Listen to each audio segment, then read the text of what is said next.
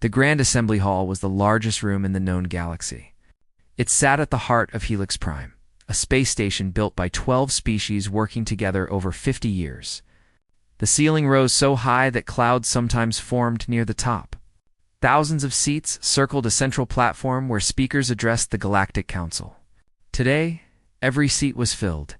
Ambassador Tae Kim stood near the human section, watching the alien delegates whisper among themselves. He had served humanity for 30 years. He had seen wars end and peace treaties signed in this very hall. But he had never felt the tension that filled the air today. Beside him stood Admiral Una Park. She wore her dress uniform, its metals catching the light from the massive windows. Her face showed nothing, but Tae knew her well enough to see the anger in her eyes. "They're going to do it," Una said quietly. "They actually think they can push this through." Tae nodded slowly. "Let them try." At the center platform, High Speaker Orin raised his forearms for silence. He was Kellen insectoid species, with a hard shell and compound eyes that seemed to look everywhere at once. His voice clicked and buzzed, translated instantly by the devices everyone wore. "The Council will now vote on Resolution 7712, Orin announced. "The Regulation of Aggressive Species Act." Tae watched the reactions around the hall. Some delegates looked uncomfortable. Others seemed eager. The Kel delegation sat straight and proud, their shells gleaming. "This resolution," Orin continued, "will restrict the military expansion of species deemed potentially dangerous to galactic peace. It will limit their territory, regulate their weapons, and impose economic controls to prevent aggressive growth." The Marine delegate raised a webbed hand. Counselor Veth was old, his amphibian skin showing the spots of age. "High Speaker, perhaps we should discuss this further before voting. The language seems ... targeted. The language is precise," Orin replied. "We all know which species has grown too fast, too strong. We all know who builds warships while claiming to want peace. We all know who could crush any of us if they chose to." "You mean humans?" Veth said flatly. "I mean the only species that has ever used nuclear weapons on their own kind." Orin's compound eyes fixed on the human delegation. "The only species that turns everything into a weapon. The only species that breeds like insects and spreads like disease." The hall went silent. Tae felt Una tense beside him. He put a hand on her arm weight. "For 200 years, Orin continued, we have watched humans grow. We invited them into the council because they were useful. Their doctors saved lives. Their soldiers fought our wars. Their engineers built our stations. But we were fools. We let the predator into our home and called it a pet." "This is wrong," a Sylph delegate called out. Minister Pella's crystalline body caught the light as she stood. "Humans have given more to this council than any other species. They asked for nothing in return but fair treatment. And now they have power," Orin said. "Too much power. This resolution will correct that mistake before it is too late." Tae stepped forward. The hall fell silent again as the human ambassador walked to the speaker's platform. He moved slowly, calmly, his footsteps echoing in the vast space. "High Speaker Orin," Tae said. "May I speak?" Orin's antennae twitched with irritation. "You may." Tae turned to face the assembled delegates. Thousands of eyes, some with pupils, some compound, some nothing but light sensors, watched him. 200 years ago, Tae began, humanity was alone. We had just discovered faster-than-light travel. We were children taking our first steps into a universe we did not understand. The Council found us, and you offered us membership. We were grateful." He paused, letting the silence stretch. "For 200 years we have served. When the Vorn Dominion attacked your borders, human soldiers died pushing them back. When plague struck the Morin homeworld, human doctors worked until they collapsed to find a cure. When your stations failed, human engineers rebuilt them. When your species fought each other, human diplomats found peace." Tae's voice remained calm, but it carried to every corner of the hall. "We ask for one thing in return: respect, not worship, not fear, simply respect. The acknowledgement that we are your equals, not your tools." He turned to face Orin directly. "Instead, you offer us chains. You call us dangerous because we are capable. You call us aggressive because we are strong. You punish us for the very qualities that saved your lives. Orin's shell rattled a sign of anger among the Kel. You prove my point, Ambassador. Even now, you threaten us. Note said, I am not threatening. I am explaining. He turned back to the assembly. Humanity will not beg for respect we have already earned with blood and sacrifice. We will not accept punishment for crimes we have not committed. We will not stay where we are not wanted. Admiral Una stood and walked to join T. Her voice was steady and clear. As of this moment, humanity formally withdraws from the Galactic Council. All human personnel, ships, technology, and aid programs will be recalled within 30 standard days. Our borders will close. Our doors will shut. You wanted a galaxy without humans? She smiled, but there was no warmth in it. Now you will have one. The hall erupted.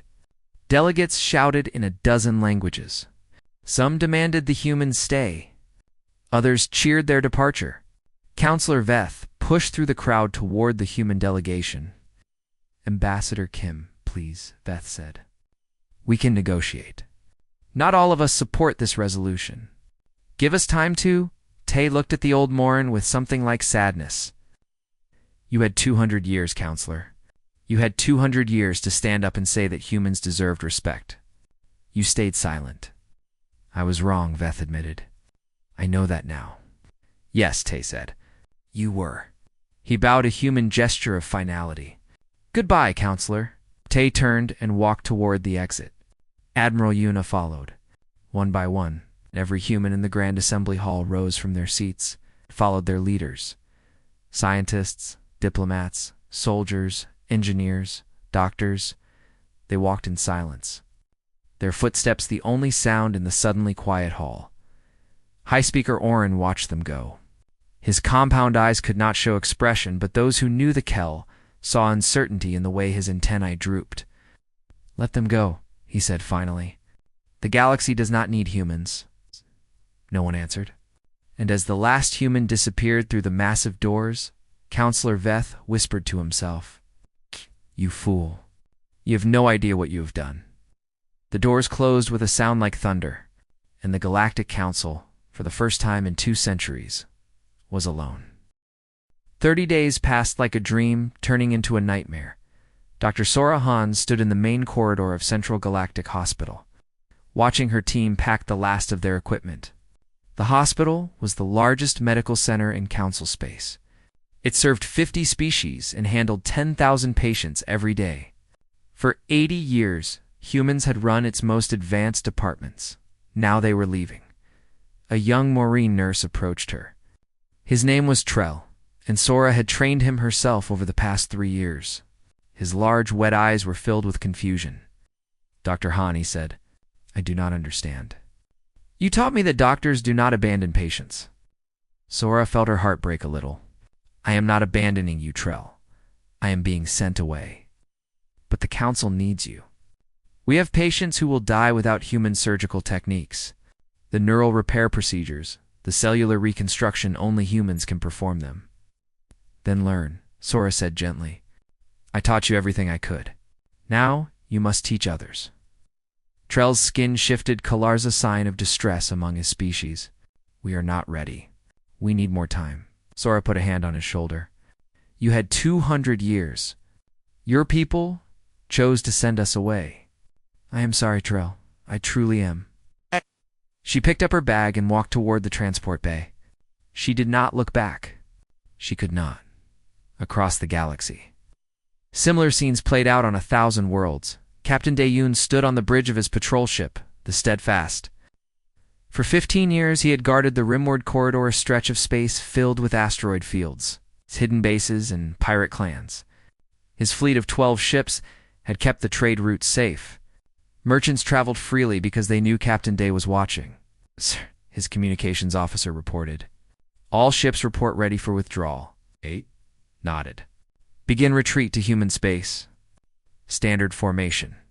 The bridge was quiet as the fleet turned away from the corridor they had protected for so long. Through the viewport, Des could see the distant lights of merchant stations that would soon be UNDEFENDED. His first officer, a woman named Lieutenant Gia Moon, spoke softly. The pirates will attack within hours. Maybe less. I know. Thousands will die. I know that too. Day's jaw tightened. The council decided they did not need us. We are giving them what they asked for. Before the Steadfast had even cleared the corridor, alarms began sounding on the merchant stations. Pirate ships emerged from the asteroid fields like sharks smelling blood. Within 6 hours, 3 stations were burning.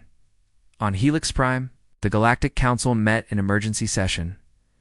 Minister Pela stood before the assembly, her crystalline body pulsing with agitated light. She was the economics overseer, and the numbers she presented made everyone afraid. Human trade accounted for 34% of all galactic commerce, she reported. Their withdrawal has triggered a cascade failure. Markets on 12 systems have crashed. The value of council currency has dropped by half. Supply chains for medicine, food, and fuel are breaking down. This is temporary, High Speaker Oren declared. We will adapt. Adapt? Pela's voice rose sharp. Do you know what humans provided? They built our communication networks. They designed our cargo ships. They created the medical technology that keeps half the species in this room alive. You cannot simply adapt to losing all of that. Counselor Veth spoke up. The Moraine homeworld is facing a new outbreak. The same plague that struck us 40 years ago has returned. We have requested human medical aid. And their response? Oren asked. Veth's expression was grim. They said no. They are no longer council members. They have no obligation to help us. The hall filled with angry murmurs. Oren raised his arms for silence. Then we will find our own cure. We survived before humans came. We will survive now. Do not understand, Veth said. We survived before humans came because we had never encountered this plague. Humans created the cure. The original medical records, the treatment protocols, the vaccine formulae, they were all developed by human researchers. When they left, they took that knowledge with them. That is theft, Oren shouted. No, Veth replied coldly. That is their knowledge. They owned it. We simply borrowed it because they were generous. They are not generous anymore. The council session descended into chaos. Species blamed each other. Old rivalries surfaced. The unity that humans had helped maintain for 2 centuries cracked like thin ice. That night, Counselor Veth sat alone in his private quarters. He stared at a communication screen. A single contact displayed, Ambassador Tae Kim. For a long time, Veth did nothing. Then, slowly, he pressed the call button. The screen flickered. Tae's face appeared. He looked tired but composed. Counselor Veth, Tae said. I did not expect to hear from you, Ambassador Kim. Veth struggled to find words. I am calling to ask... To request... Please. My people are dying. The plague spreads faster than we can contain it. Without your medical knowledge, we will lose millions. Tae was silent for a moment. When he spoke, his voice was not cruel, but it was not warm either. I am sorry for your people, Counselor. Truly, the Morin have always been kind to humanity. But I cannot help you. Cannot or will not. Both Tae leaned forward. For 200 years, we gave everything. We asked only to be treated as equals. When we needed you to stand with us, you stayed silent. When they called us monsters, you said nothing. Now you want our help? I made a mistake, Veth said. I was a coward. I admit it. Yes, you were. Tae's expression softened slightly. And I believe you are sincere. But this is not my decision alone. The human parliament has voted. No aid to council species. No exceptions. There must be something. There is one thing, Tae interrupted. Learn from this. Remember this moment. Remember what it costs to throw away those who stood beside you. Perhaps next time you will find the courage to speak up. The screen went dark.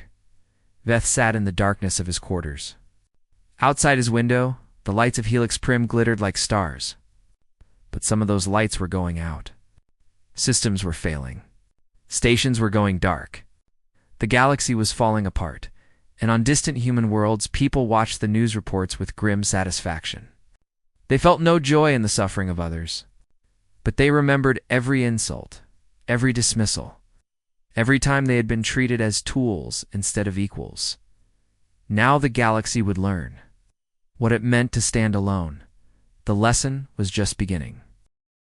3 months after humanity walked out, the wolves came. The Vorn Dominion had waited at the edge of Council space for decades. They were a warrior species, tall, gray-skinned, with 4 eyes that saw in every spectrum of light. For generations, they had tested Council defenses, probing for weakness. And for generations, human fleets had pushed them back. Now the humans were gone. Warlord Drax stood on the command deck of his flagship, watching the invasion begin. 300 warships moved forward in perfect formation. Their target, 3 border systems rich in minerals and fuel, Warlord, his second-in-command, reported. No human ships detected in the sector. Drax bared his teeth in what passed for a smile among the Vorn. The prey has lost its protector. Begin the attack. The invasion was swift and brutal. Council defense fleets responded, but they were outmatched. Human tactical doctrines had never been shared with other species. The Council had never asked, and humans had never offered. Now the alien admirals realized their mistake. They did not know how to fight. In 3 days, the first system fell. In 10 days, all 3 were under Vorn control. General Mina Cho watched the reports from her command center on the human colony world of New Busan. The screen showed images of burning cities and fleeing refugees. Ships crowded with civilians jumped toward any destination that might offer safety. General, her aide said, our border patrols report Council refugees requesting asylum. Thousands of ships. Millions of people. Mina studied the numbers. Maureen, Sylph, even some Kel, all fleeing the war they had created by sending humanity away. Let the civilians through, she ordered. Process them through standard immigration. Feed them, house them, give them medical care. And military aid? Mina's expression hardened. None, we are not council members anymore. This is not our war. With respect, General, our forces could end this invasion in weeks. The Vorn cannot stand against human ships. I know. Mina turned away from the screens, and they know it too. That is why they waited until we left. But we were called dangerous. We were called aggressive. We were told our strength was a threat. She looked back at her aide. Let them see what real threats look like. It was not cruelty that drove her decision. It was exhaustion. 200 years of sacrifice, and the Council had spat in humanity's face. Mina had lost friends in battles fought for species that now called her people monsters. She was tired of bleeding for those who did not appreciate the blood. Across human space, the debate raged. Liaison Hyenbeek had served as a human ambassador for 20 years before the withdrawal. Now he worked with refugee organizations, coordinating aid for the civilians flooding across the border. He stood before the human parliament, pleading his case. These are not soldiers, Hyun argued. They are families. Children, old ones who cannot fight. They are dying out there, and we have the power to help. We also have the right to say no, a parliament member responded. The council made their choice. Why should we sacrifice more of our people for those who rejected us? Because that is who we are, Heian said. We are better than them. That was always the point. We helped because it was right, not because we expected reward. If we abandon that principle now, we become what they accused us of being. The parliament voted. Civilian refugees would be accepted. Humanitarian aid would be provided, but no military intervention. The war was not humanity's problem. Back on Helix Prime, the council fractured. High Speaker Oren demanded that all member species contribute forces to the war effort. The Sylph refused. Their crystalline bodies could not survive combat. The Morin were too weakened by plague to send soldiers. Smaller species simply did not have the ships. Then we must ask the humans to return, Councillor Veth said in open session. The hall erupted. Never. Oren shouted. We will not beg those animals for help. Those animals kept us safe for 2 centuries. Veth shot back. Those animals built the technology you use every day. Those animals saved my species from extinction twice. And you still call them animals? They abandoned us. We drove them away. Veth's voice thundered through the hall. We told them they were dangerous. We told them they were not welcome. They did exactly what we asked, they left. And now we blame them for our suffering? Orange Shell rattled with fury. The Kell will fight alone if we must. We do not need human help. We do not need anyone. Then fight alone, Veth said, and die alone. The Marine will not join you. He walked out of the chamber. Other delegates followed. The council that had governed the galaxy for 1,000 years was breaking apart. That night, Veth secretly boarded a small ship and flew to human space. He traveled for 3 days before reaching the border station, where Ambassador Tae Kim had agreed to meet him. The station was simpler. Military outpost with basic facilities, nothing like the grandeur of Helix Prime. But the lights worked. The systems ran smoothly. Everything functioned because humans had built it and humans maintained it. Tae met Veth in a small conference room. 2 chairs. 1 table. No decorations. You came a long way, Counselor, Tae said. Eth looked older than before, his skin pale and dry. The galaxy is falling apart. The Vorn will not stop at 3 systems. They will take everything. Species will go extinct. Billions will die, I know. Then help us, please. I am begging you. Tae studied the old Maureen for a long moment. I have one question for you, Counselor. Just one. Ask it.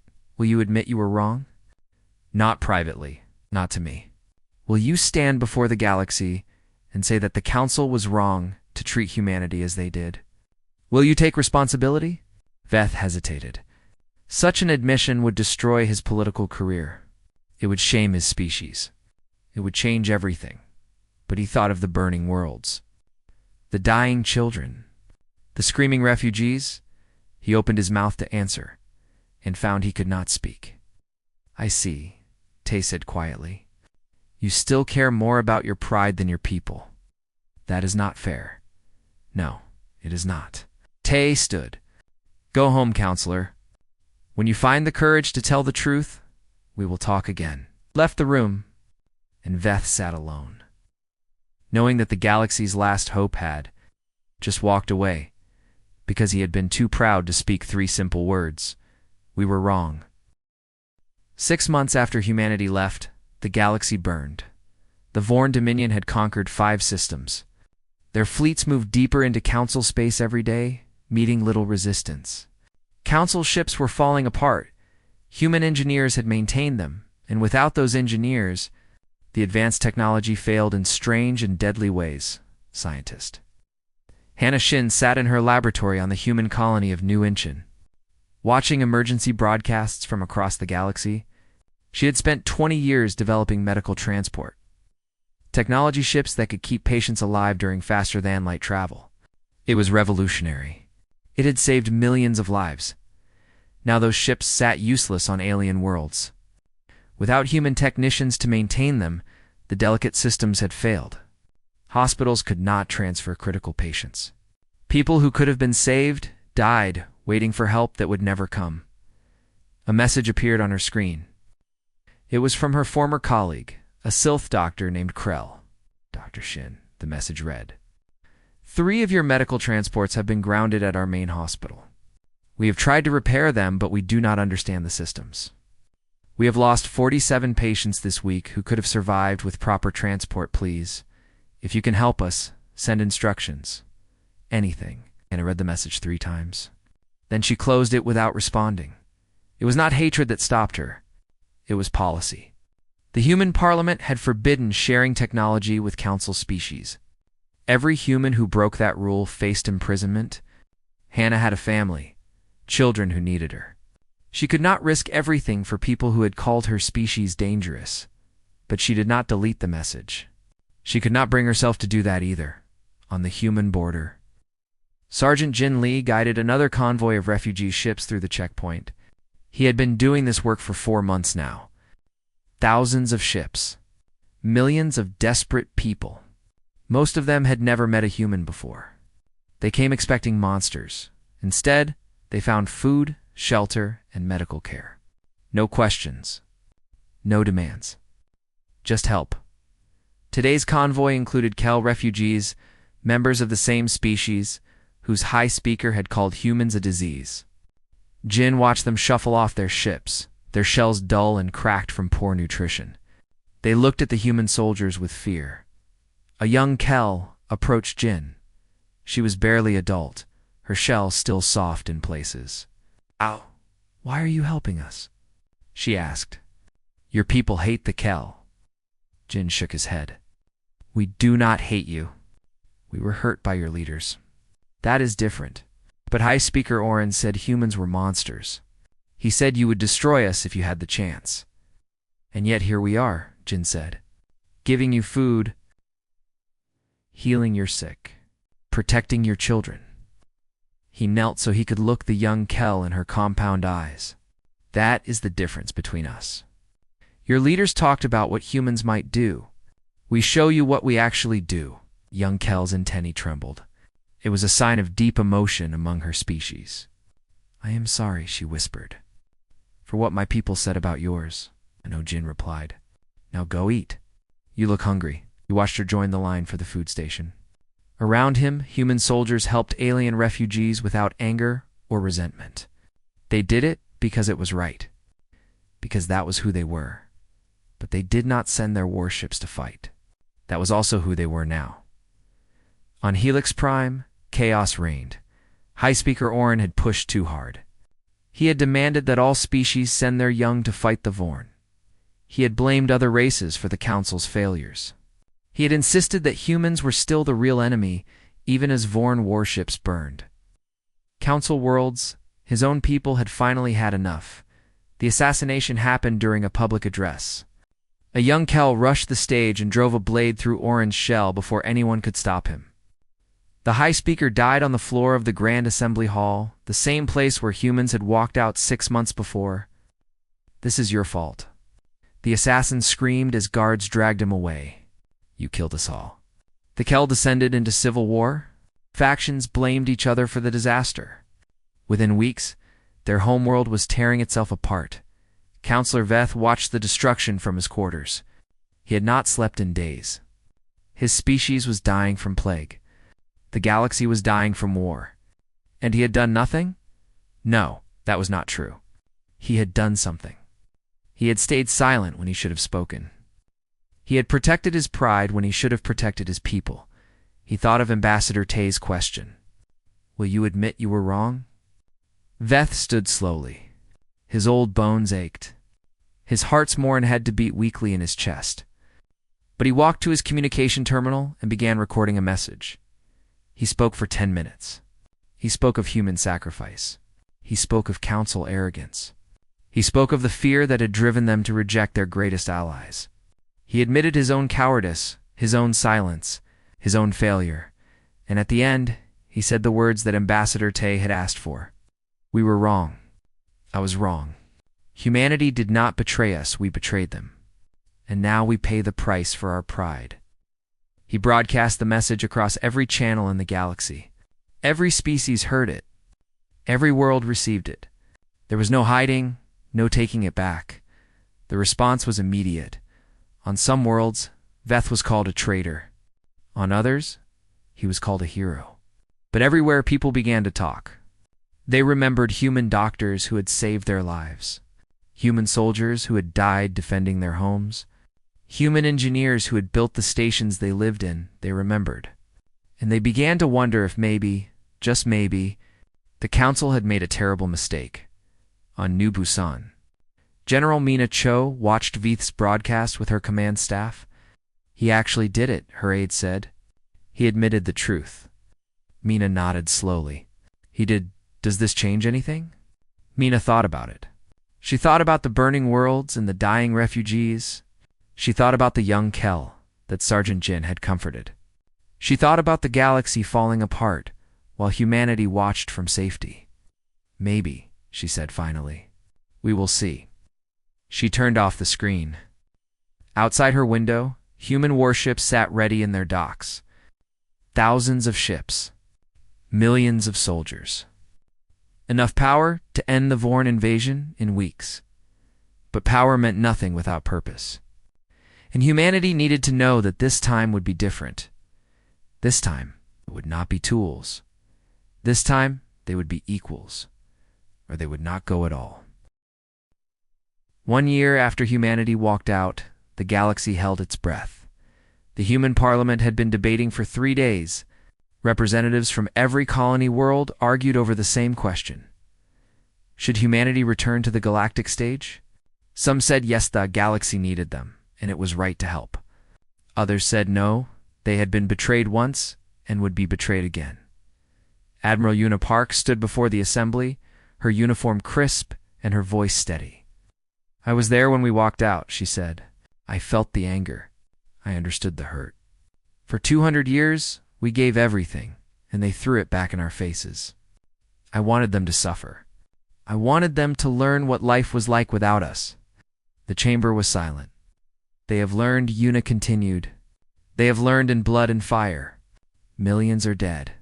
Worlds are burning. Species are going extinct.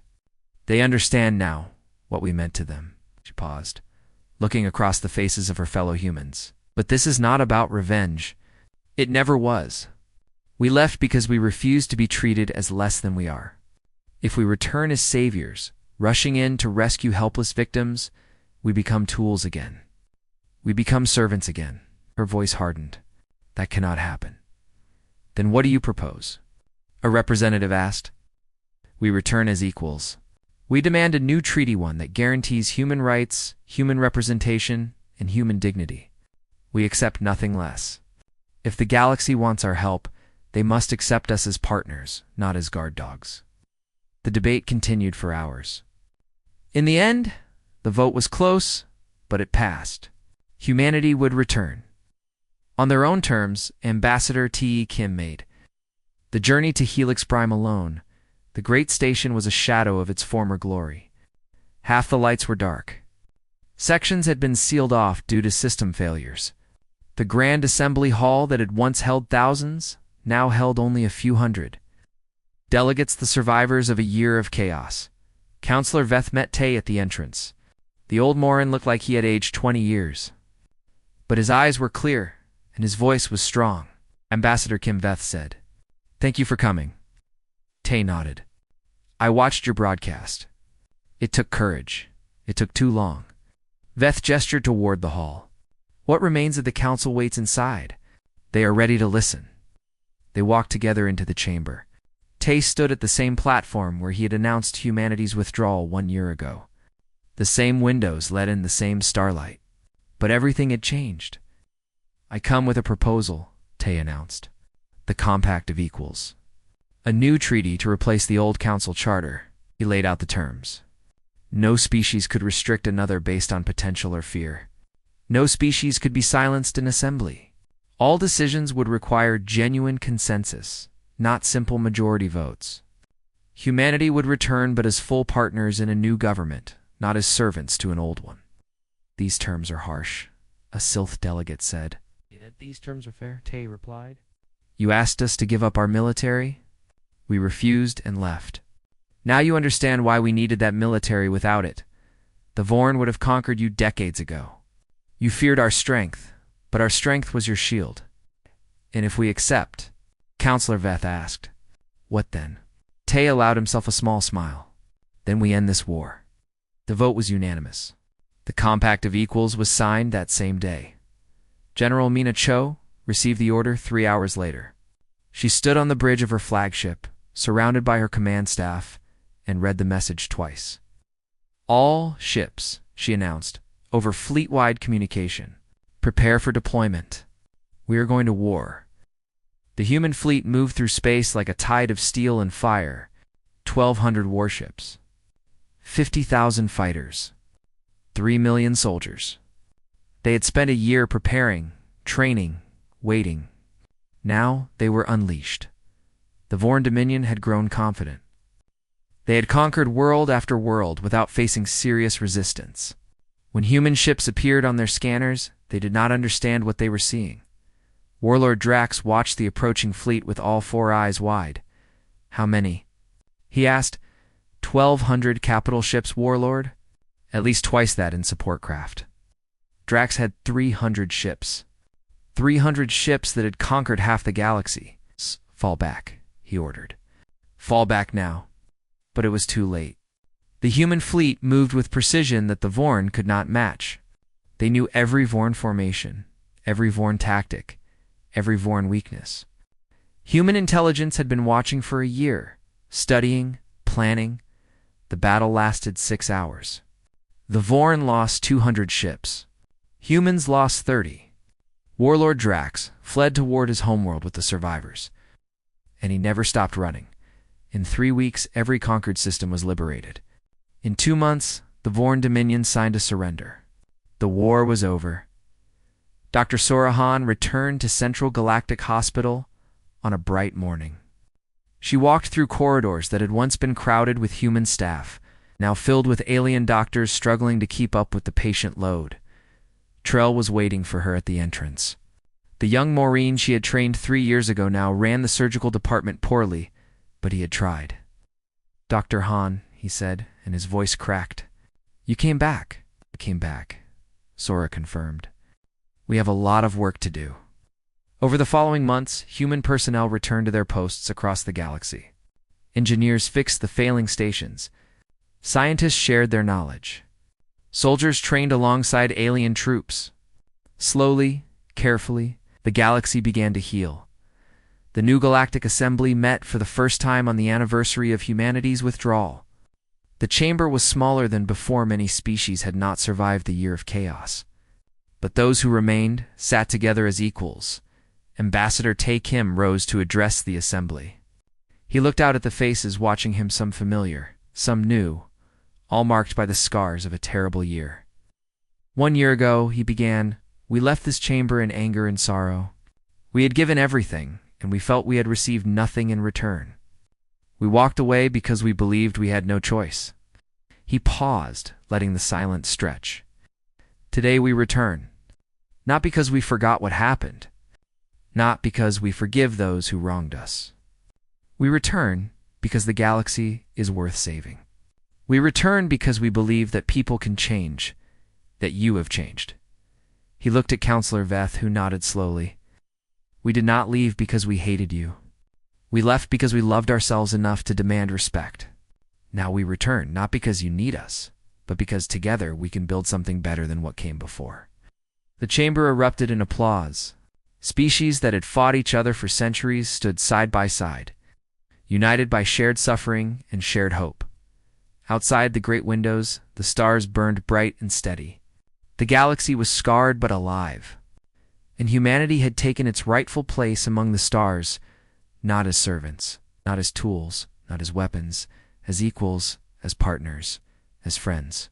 The story was not over. There would be challenges ahead, of hatreds to overcome, new threats to face, wounds that would take generations to heal. But for the first time in a long time, the galaxy looked toward the future with hope. And walking among them, humans smiled. They had proven what they had always known. Strength was not aggression. Power was not cruelty. And respect, once earned, should never be thrown away. The lesson was learned, and the galaxy would not forget.